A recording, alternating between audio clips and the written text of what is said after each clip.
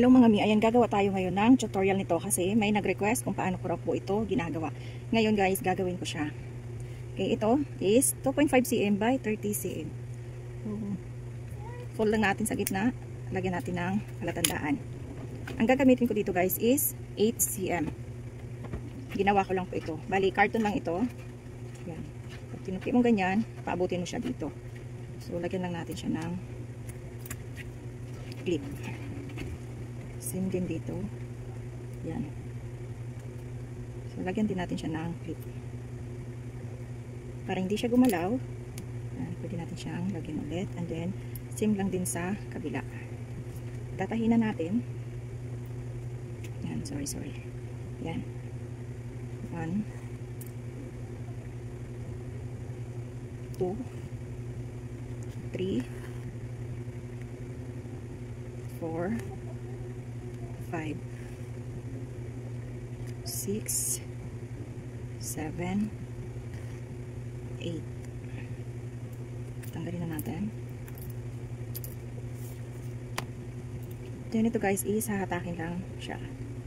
Yan. Then roll mo.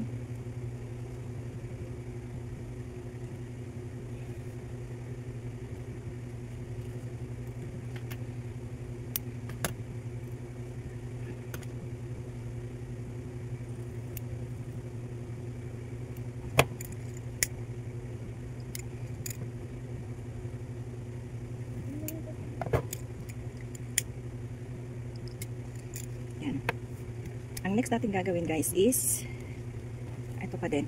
So, lighter lang natin yung dulo. Yan. Lalagyan natin siyang ganyan. And then, tutupi. Yan.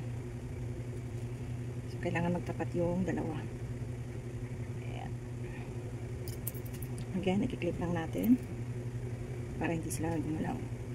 Ito, iikot. Yan. Sa kanya. So, lagyan natin siya ng clip. Then, another one.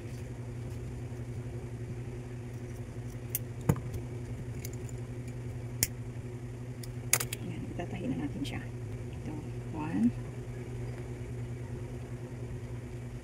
2, 3,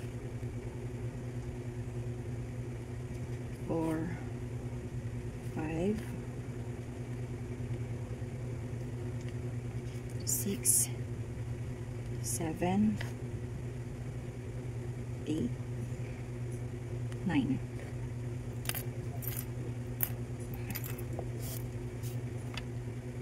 Sa ganyan guys, hatakin lang natin to.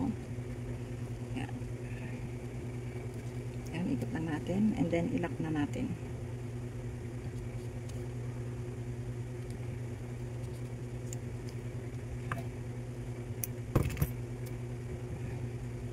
So, ganyan na siya. Yan. Ang next natin gagawin ay tingnan natin tong likod.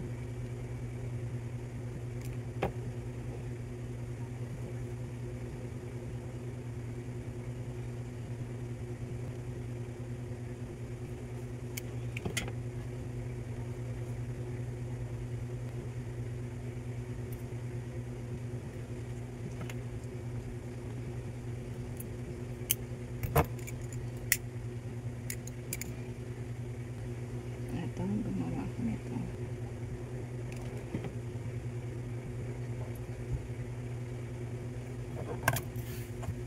Yan, so gawa na yung ating yan.